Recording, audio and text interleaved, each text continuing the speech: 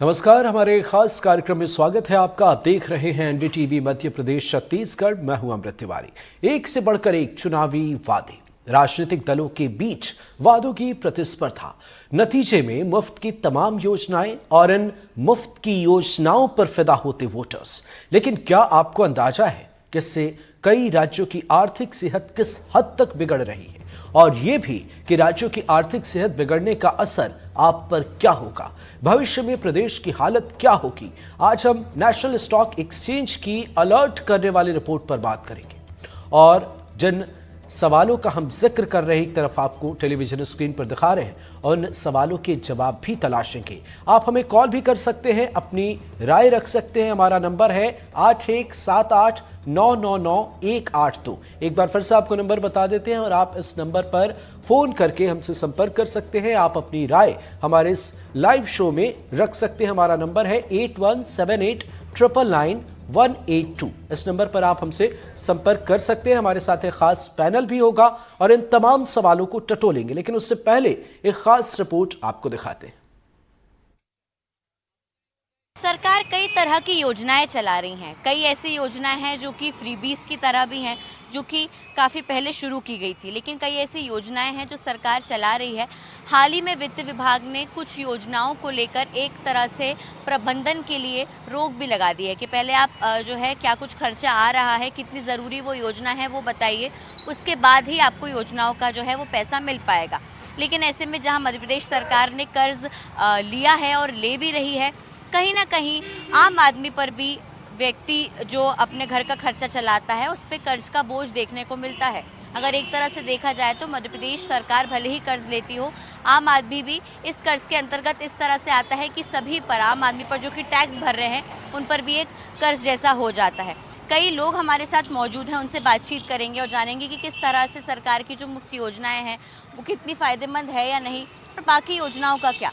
Sir, मैं जानना आपसे चाहूँगी कि सरकार कई ऐसी योजनाएं चलाती है, कई मुफ्त की योजनाएं हैं जो देते हैं पैसा, लेकिन फिर आम आदमी को जो बाकी योजनाएं हैं उसका लाभ कैसे मिलेगा? क्या आपको भी सरकार अगर कर्ज लेती है तो उसकी कीमत चुकानी पड़ रही है? हाँ, कीमत चुकाना पड़ेगी ना। सरकार क्या है, केंद्र से लोन लेती है, उसका आम आदमी पे तो बजट का फर्क पड़ेगा ही। सरकार ऐसी योजना ना चलाए जिससे आम आदमी की बजट पे या उनके लेन देन पे या उनके आने वाले जीवन पे आर्थिक व्यवस्था गड़बड़ा जाए। क्योंकि सरकार जो योजना चलाती मुफ्त वाली, जैसे कि राशन बांट दिया, बिजली बिल फ्री कर दिया, पानी का बिल फ्री कर दिया, वो तो आम आदमी के लिए हो गया। जो आम आदमी से उठ के थोड़ा मध्यम वर्ग लोग हैं, हम जैसे लोग हैं, जो हमारे पास क्या है, हम तो रोजी रोटी ज़िंदगी रोज़मर्रा की ज़िंदगी वाले हैं, हमें रोज़ कमा के खाना है ना। और ऐसी योजना ना चलाए सरकार जिससे आम आदमी को नुकसान हो। ऐसी योजना लेके आए जिससे हर वर्ग के व्यक्ति को उसका फ़ायदा मिले, उस योजना का लाभ मिले। आने वाले टाइम में ऐसी योजनाओं को लागू करके रखे जिससे सभी वर्ग के लोगों को फ़ायदा मिले। एक ही वर्ग के लोगों के पीछे पीछे वोट बैंक की पॉलिसी लेके ना घूमे। सरकार ऐसी योजना लेके आए जो सबके काम आए, सबके हित के लिए हो। बिल्कुल, देखिए, समग्र विकास को लेकर योजनाएं आए और ऐसी योजनाएं ना हो जो कि लोगों, हर वर्ग को फ़ायदा मिले, ऐसा कहना है। आपको क्या लगता है कि क्या ये मुफ्त की जो योजनाएं हैं, जो मुफ्त का पैसा सरकार अलग अलग उसमें देती है, सरकार पर कर्ज भी बढ़ रहा है, आपको लगता है कि आप लोग कौन सी योजना सबसे ज़्यादा महत्वपूर्ण है, उस पर ध्यान देना चाहिए? इंडस्ट्री वगैरह और जो कुटीर उद्योग हो, इस पे ध्यान देना चाहिए सरकार को। बाकी ये जो लाडली बहना और ये योजनाएं सब बंद करना चाहिए सरकार को। इससे बोझ तो हम पे ही पड़ रहा है। सरकार पर अगर आर्थिक बोझ पड़ता है तो आम आदमी कैसे परेशान होता है?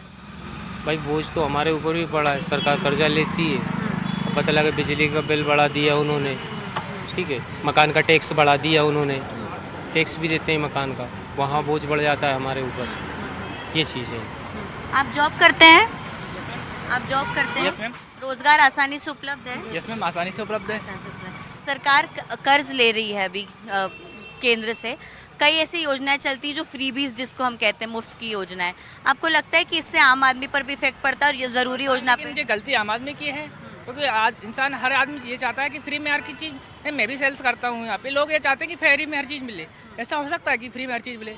मजबूरी में गवर्नमेंट को लाना पड़ता है वो लुभाने के लिए। कि हम सोचना चाहिए हमारे लिए कि भाई फ्री अच्छा नहीं है, फ्री हमारे लिए दिक्कत है। छोड़ा ये बच्चा भी जन्म लेता है, उस पर भी 40,000 से ऊपर कर्जे मैम इस टाइम। ठीक है, ठीक है मैम। आपको लगता है कितना परेशानी होती है? मैम होती है, दिक्कत होती है, अपन को ही दिक्कत आना है आके।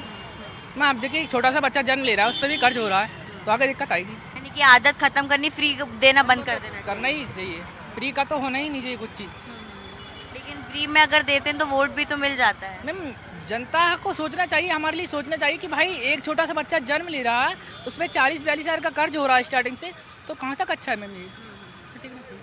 बिल्कुल, देखिए कहीं ना कहीं जनता समझदार है और जनता बेहतर तरीके से जानती है कि शायद जो मुफ्त की रेवड़ियाँ, जिसके कल्चर को खुद जो है वो देश के प्रधानमंत्री कहते हैं कि बंद हो जाना चाहिए, और शायद अब वक्त आ भी चुका है कि मुफ्त की रेवड़ियों का जो हम कह सकते हैं कि एक पूरा चलन चला है उसको बंद किया जाए। यहाँ पर जनता भी कहती है कि मुफ्त की जो योजनाएं हैं उसको बंद कर सरकार को ज़रूरी योजनाओं पर ध्यान देना चाहिए, जिससे कि हो सकता है कि इसके बाद मध्य प्रदेश की आर्थिक स्थिति में और बेहतर सुधार आए।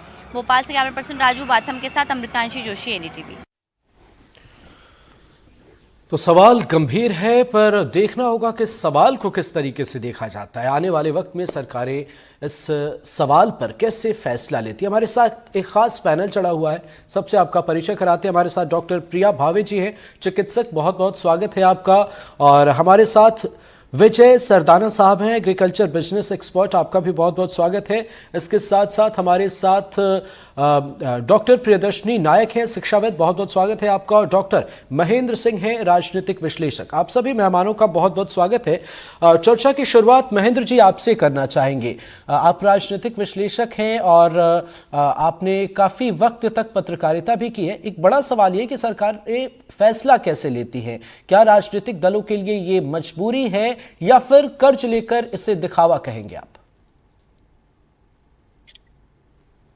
स्टॉक एक्सचेंज की इस रिपोर्ट के बाद मुझे लगता है कि देश भर की जितनी राज्य सरकारें हैं उसको एक बार पुनर्वलोकन की जरूरत है, क्योंकि हमने देखा कि देश की आजादी के बाद से जो योजनाएं बनाने का जो एक फॉर्मूला रहा है वो हमेशा से मुफ्त की रेवड़ी बांटने की तरफ ले जाता है। तो ऐसे में एक बार आर्थिक परिस्थिति कैसी है एक पर्टिकुलर स्टेट की, एक राज्य की, उसका पुनर्निर्धारण करने की जरूरत है। लेकिन इसको भी हम कहेंगे कि राजनेताओं की ये मजबूरी है या राजनीतिक दलों की ये मजबूरी है कि जब जब चुनाव के दरमियान वो अपना मैनिफेस्टो जारी करते हैं तो उन्हें जो है इस तरह के ऑफर्स जनता को देने पड़ते हैं, क्योंकि जनता जो है कहा जाता है बड़े सूझबूझ के साथ अपने मताधिकार का इस्तेमाल करती है। लेकिन एनएससी की इस रिपोर्ट के बाद मुझे लगता है कि एक बड़ी इकोनॉमिस्ट की पैनल को जो है स्टेट गवर्नमेंट्स के साथ में कोऑर्डिनेशन के बाद जो है क्या मूल सच्चाई है, राज्य की आर्थिक स्थिति क्या है और लेखा जोखा क्या है, खासतौर पर उस पर मुझे लगता है अवलोकन की जरूरत है। और इसके साथ साथ मैं एक बात ये भी कहना चाहूंगा कि अगर मध्य प्रदेश के लिहाज से बात करें तो एमपी में हम देख रहे हैं कि बीजेपी की गवर्नमेंट रिडिफाइन हुई, नए स्टेट को चीफ मिनिस्टर मिले और सबसे पहला जो सरकार का फोकस है वो रीजनल इंडस्ट्री कॉन्क्लेव की तरफ है, यानी कि उद्योग जगत को कैसे राज्य की आर्थिक स्थिति से जोड़ा जाए, वहां की औद्योगिक दर को कैसे बढ़ाया जाए और प्रदेश की जो राज्य की हालात हैं या जो जहां कहा जाए सरकार जो लगातार लोन पर लोन लिए जा रही है। आज अगर मध्य प्रदेश की हम बात करें तो मध्य प्रदेश में प्रति व्यक्ति 50,000 से ज्यादा का ऋण जो है जनता पर उसका बोझ आ रहा है। और कहीं ना कहीं इसको जब सरकार ये बोझ डालती है तो प्रत्यक्ष और अप्रत्यक्ष दोनों तरह के टैक्स लगाती है, कर लगाती है। तो ऐसे में मध्य प्रदेश में अगर हम बात करें तो लाडली बहना एक जो योजना है जो पूरे देश भर में एक मॉडल बनकर के उभरी, चुनाव का नतीजा क्या था वो जनता ने एक अलग नजरिए से तय किया। लेकिन इस तरह की फ्री की रेवड़ियां जो है ये अगर बढ़ती रहेंगी तो मुझे लगता है एक दिन ऐसा भी आएगा जब सरकारों को जो है आर्थिक रूप से जनता पर भी जो है बोझ डालना पड़ेगा, निश्चित तौर पर। और ये पड़ भी रहा है। मुश्किल तो ये है कि आने वाले वक्त में ये असर और ज्यादा होगा, पर ये खामोशी कहीं ना कहीं ठीक नहीं है। महेंद्र जी, आपने कई मसलों का जिक्र किया। हमारे साथ विजय सरदाना जी है, एग्री बिजनेस एक्सपर्ट।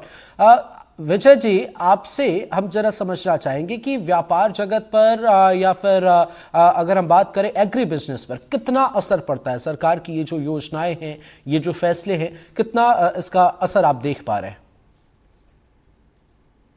सबसे पहले आपको, आपके पैनलिस्ट और दर्शकों को मेरा प्रणाम।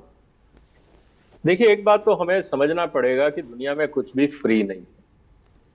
अगर आज आप नहर बनाते हैं, सड़क बनाते हैं, हॉस्पिटल बनाते हैं, स्कूल बनाते हैं, डिस्पेंसरी बनाते हैं, बस स्टैंड बनाते हैं, रेलवे स्टेशन बनाते हैं, एयरपोर्ट बनाते हैं, एक समय बाद उसको मेंटेनेंस चाहिए और मेंटेनेंस के साथ साथ उनका एक्सपेंशन चाहिए, क्योंकि आपके यहाँ आबादी बढ़ रही है, आपको इंडस्ट्रियलाइजेशन भी करना है।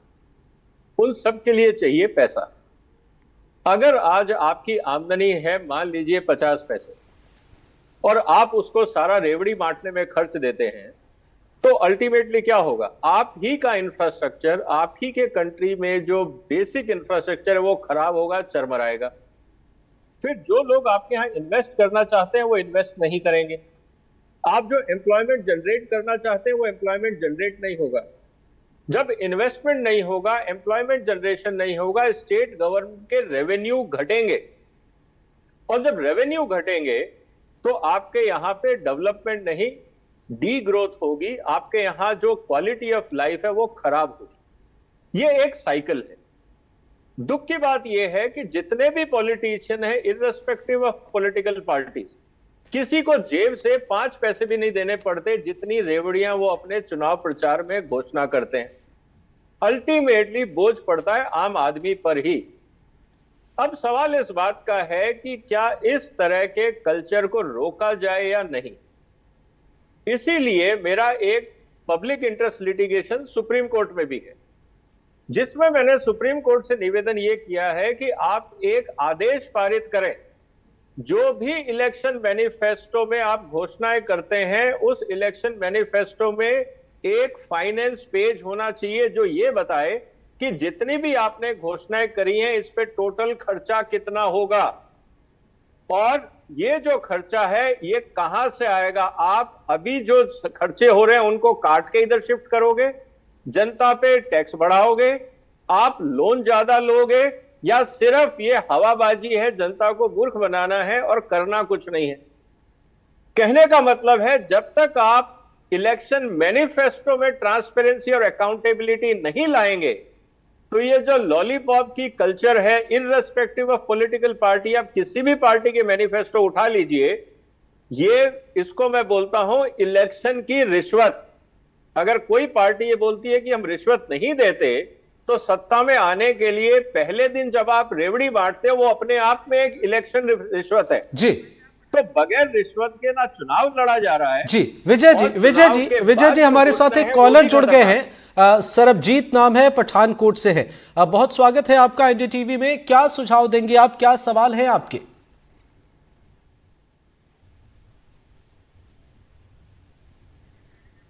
तो शायद उन तक आवाज नहीं पहुंच रही है। ठीक है विजय जी, आपने कई खास मसलों का जिक्र किया है, लेकिन मुफ्त की योजनाओं की फहरिस्त बड़ी लंबी है प्रिया जी, और उम्मीद करते हैं कि स्वास्थ्य महकमे को भी बहुत सारी चीजें मिली होंगी। तो जरा बताएं आप, अस्पतालों की स्थिति कैसी है, व्यवस्था का आलम क्या है, जिन मशीनों की, जिन चीजों की जरूरत पड़ती है वो कितनी है, स्टाफ कितने हैं, कहां पर चुनौतियां हैं और कितनी तस्वीर बदली है, अगर बदलने की ही बात हो रही है तो। पैनल में इनवाइट करने के लिए। सबसे पहले जो आज का हमारा मसला है कि जो फ्रीबीज बांटे जा रहे हैं, तो संस्कृत में एक श्लोक है, ऋणम कृत्वा घृतम पीबेत, यानी कि लोन लीजिए और घी पीजिए। तो एपरेंटली हमें ऐसा लगता है कि जब हम लाडली बहना योजना में एक छोटी सी राशि एक महिला को दे रहे हैं तो वो हम सब पे एक बोझ बन के उभर रही है। बट मैं एक स्त्री रोग विशेषज्ञ हूँ और मैं ये आपको दावे के साथ कह सकती हूँ कि ये राशि इतनी ज्यादा नहीं है। पर इस राशि से देखिए, जो एक गृहिणी है उसका जो लेबर होता है वो साइलेंट लेबर होता है और वो अनपेड लेबर होता है। वो घर संभाल रही है, इसीलिए वो मजदूर दिन में काम पे जा पा रहा है। तो मैं इसे फ्रीबी नहीं समझती हूँ। मैं ये समझती हूँ कि ये एक गरिमा दे रहा है महिला की, जो घर पे रह के घर को संभाल रही है और साथ साथ हो सकता है कि वो अपना छोटा मोटा कुछ काम भी कर रही हो। इसके कारण जो उसकी छोटी सी, मैंने अपने पेशेंट्स में देखा है, उनका जो कॉन्फिडेंस बढ़ता है, उनके पास जो एक बहुत छोटी सी राशि है पर उससे उनकी जो स्पेंडिंग कैपेसिटी बढ़ती है, ये पैसे वो खर्च करती हैं हाट बाजारों में, तो उससे जो इकोनॉमी में बढ़त आएगी वो हमें आने वाले समय पे दिखेगी। ये बिल्कुल मतलब नहीं है कि मैं फ्रीबीज के पक्ष में हूँ, परंतु मुझे ऐसा लगता है कि महिलाओं को एक छोटी सी राशि देकर उनका कॉन्फिडेंस बढ़ाना, उनके रोजमर्रा के छोटे छोटे खर्चे अगर हम सरकार इसको देख रही है तो ये बिल्कुल भी नाजायज नहीं है। जहां तक अस्पतालों की बात है, तो पिछले 10 सालों में मध्य प्रदेश की यदि मैं बात करूं तो काफी ज्यादा सुधार हुआ है हमारे इंडाइसिस में। बाकी देश के प्रदेशों से हम शायद थोड़े से पीछे हैं, परंतु बहुत सारी योजनाएं, जननी सुरक्षा योजना से जो हमारी शुरुआत हुई थी उस समय भी ये बात कही गई थी कि डिलीवरी पे ये पैसे हम क्यों दे रहे हैं, परंतु मेरे हिसाब से ये जो था ये गेम चेंजर था और इसमें महिला स्वास्थ्य के क्षेत्र में तो क्रांति आई है और वो हमने अपनी आंखों से देखी। तो ये मेरा टेक है। बिल्कुल आपने सही कहा। हम आएंगे प्रियदर्शी नायक साहब आपके पास, लेकिन इस बीच कई कॉल्स भी आ रहे हैं। खैर प्रियदर्शी साहब, एक बड़ा सवाल यह है, शिक्षा विभाग जिस पर कहा जाता है कि ये बुनियाद है, इस पर सरकार ने कितना ध्यान दिया है, कैसी स्थिति है? क्योंकि आमतौर पर तो हम मुश्किलों की ही तस्वीर देखते हैं, कई बार सड़कों पर देखते हैं, कई बार दूसरे किसी काम में लगा दिया जाता है, पर इन योजनाओं से सरकार की जो कोशिश है, कितनी तस्वीर बदली है अगर हम स्कूलों की बात करें या शिक्षण संस्थानों की बात करें? बहुत बहुत धन्यवाद एनडीटीवी का और पूरे पैनलिस्ट का। मेरा नमस्कार। शिक्षा किसी भी समाज और देश के विकास की नींव होती है। जब हम इसको मानते हैं, ये कोई गवर्नमेंट स्कूल हो या प्राइवेट स्कूल हो, बच्चे को जब बच्चे पढ़ने जाते हैं तो उनके लिए सब तरह के फैसिलिटीज होनी चाहिए। और जब ये गवर्नमेंट या अभी का जो प्रक्रिया चल रही है, मुझे इसमें ये लग रहा है, पॉलिसीज तो आ रही है, प्रैक्टिसेस भी हो रही है, लेकिन मेरा ये कहना है जो प्रैक्टिसेस अगर वो फाइनेंशियल प्रैक्टिसेस के अनुसार रुक जाएगी, तो प्रैक्टिसेस जो स्कूलों में मिलना चाहिए, जो पॉलिसीज इंप्लीमेंट होना चाहिए स्कूलों में, वो नहीं हो पा रही है। तो कहीं ना कहीं हम ये देखना चाहेंगे कि ये शिक्षा शिक्षकों को लेके है, शिक्षा स्कूलों को लेके है, शिक्षा स्कूल के फैसिलिटीज को लेके है। और जब फैसिलिटीज और स्कूल के शिक्षा में कहीं रुकावट हो, वो तो फाइनेंशियल एस्पेक्ट होती है। तो फाइनेंशियल एस्पेक्ट स्कूल हो या गवर्नमेंट प्राइवेट हो, सभी लोग लोन लेके वो फैसिलिटीज को पूरा करने की कोशिश करते हैं। स्टाफ की सैलरी बढ़ाने से क्वालिटी डेवलपमेंट होती है। ओवरऑल कहा जाए तो आज के दिशा में अगर हम डॉक्टर करें, अगर कोई भी प्रोफेशन करें, तो शिक्षा जगत को प्राधान्य देनी जरूरी है, क्योंकि शिक्षा अगर सही होगी तो सभी जगह सही हो सकता है। वहां पे कार्यकर मुझे लगता है कि कहीं ना कहीं हम लोग जो प्रैक्टिसेस फॉलो करते हैं उसकी कमी है, और उस कमी को बढ़ाने के लिए हमको लगना है कि क्वालिटी एजुकेशन पर ध्यान देना है। और क्वालिटी एजुकेशन तभी हो सकती है जब क्वालिटी टीचर्स हो, क्वालिटी टीचर्स तभी हो जब क्वालिटी एड्स हो। तो ये सब चीज के लिए फाइनेंशियल फंडिंग होनी चाहिए, और जो हमको नहीं लग रहा है कहीं ना कहीं वो पहुंच पा रहे हैं। ग्रामीण स्तर पर बहुत सारे विद्यालय हैं, ग्रामीण स्तर पर बहुत अच्छे बच्चे हैं, लेकिन उनको अगर अच्छे तरीके से क्वालिटी एजुकेशन प्रोवाइड ना किया जाए तो भारत की नींव में शिक्षा को जैसे कि एक नींव कहा जाता है, वो नहीं हो पा रहा है, तो वो इफेक्ट होगा।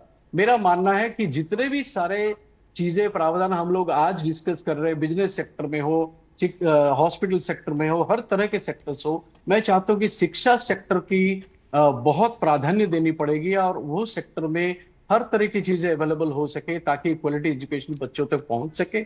और क्वालिटी एजुकेशन होने से क्वालिटी बच्चा पैदा होगा, बच्चा रहेगा, और क्वालिटी एजुकेशन रेफर करेगा एक क्वालिटी नेशन के। बिल्कुल बिल्कुल आपने ठीक कहा। इस बीच हमारे साथ उज्जैन से भानु कुमार जुड़ गए हैं। भानु जी बताएं, क्या सवाल हैं आपके, क्या सुझाव देंगे आप?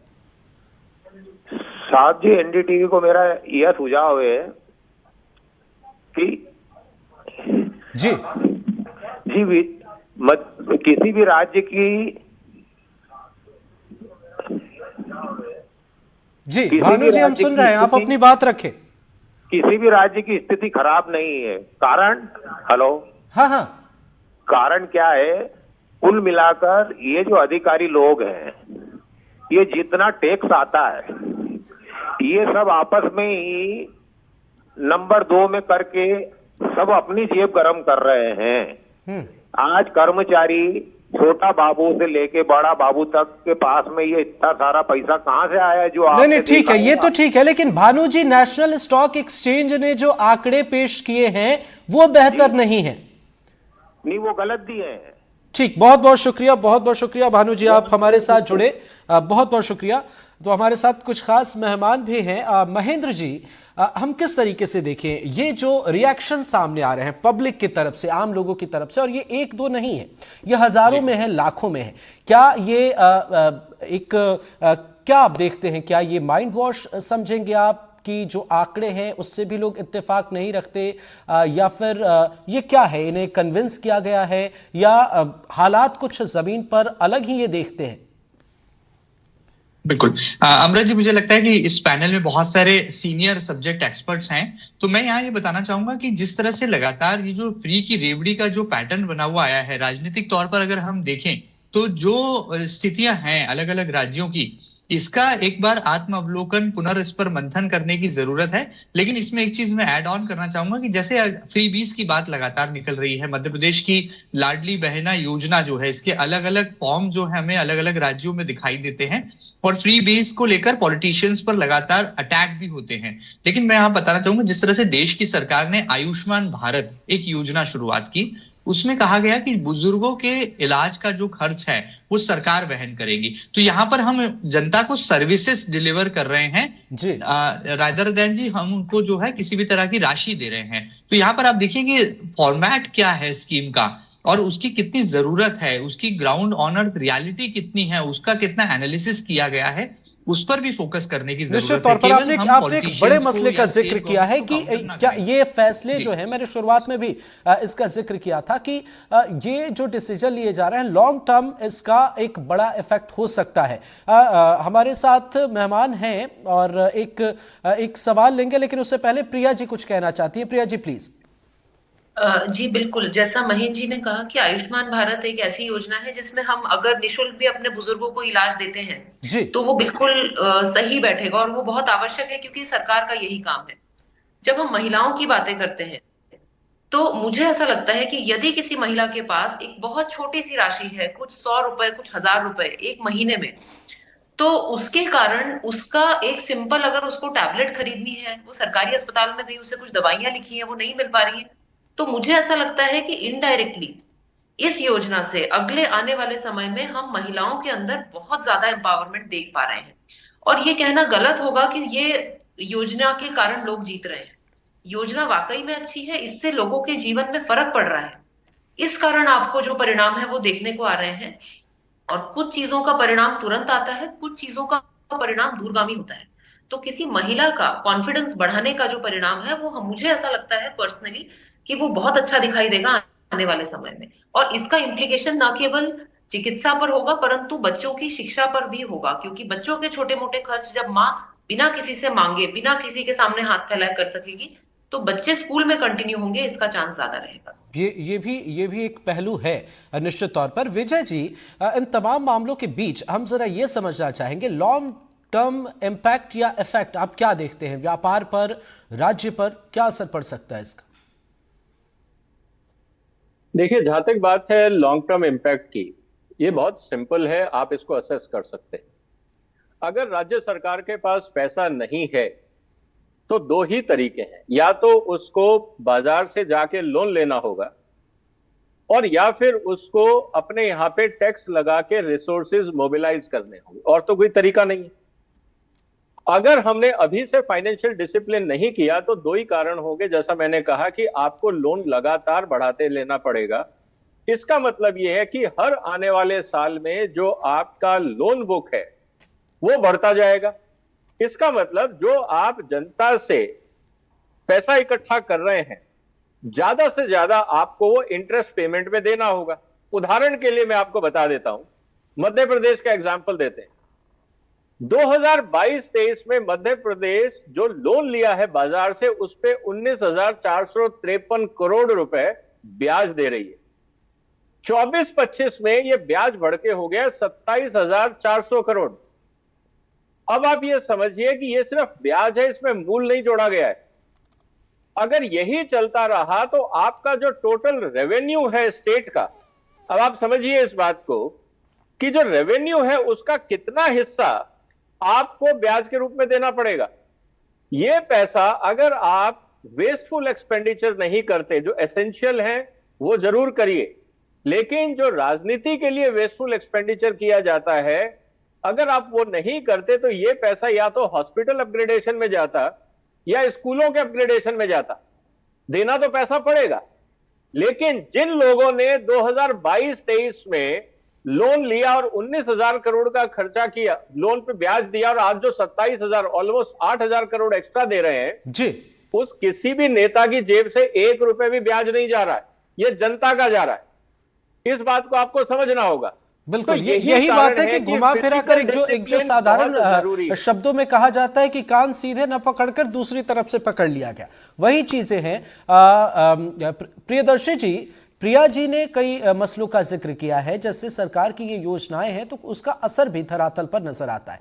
आप शिक्षा के क्षेत्र में क्या देखते हैं? क्या इन योजनाओं का कुछ जो कहा जाता है कि कई इलाके ऐसे हैं जहां पर लोगों के सामने चुनौतियां हैं, इन योजनाओं के बाद स्कूलों में बच्चे आ रहे हैं, उसका एक असर आप ग्रामीण स्तर पर या एक बेसिक स्तर पर आप देख पाते हैं, आपको लगता है?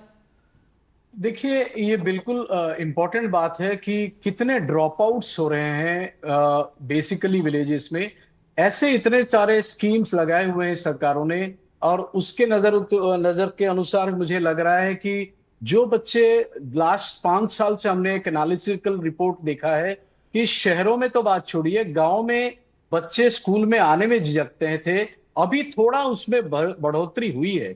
और इसमें बहुत सारे एनालिसिस रिपोर्ट है कि जो स्किल एजुकेशन की बात की जाती है, जो अभी नेशनल एजुकेशन पॉलिसी में एनईपी 2020 में आया है कि बहुत सारे ऐसे चीजें इंक्लूड करने से हमारी ड्रॉप आउट चीजें बंद होगी, तो वो जितना इंप्लीमेंट होगी, अब सब चीज पॉलिसी में रहने से नहीं होगा, जितने वो सब चीज पॉलिसी इंप्लीमेंट होगी स्कूलों में, और तब जाके बच्चे की रुझाव आएगी और बच्चे स्कूल तक आएंगे, ड्रॉप आउट हमारे कमेंगे।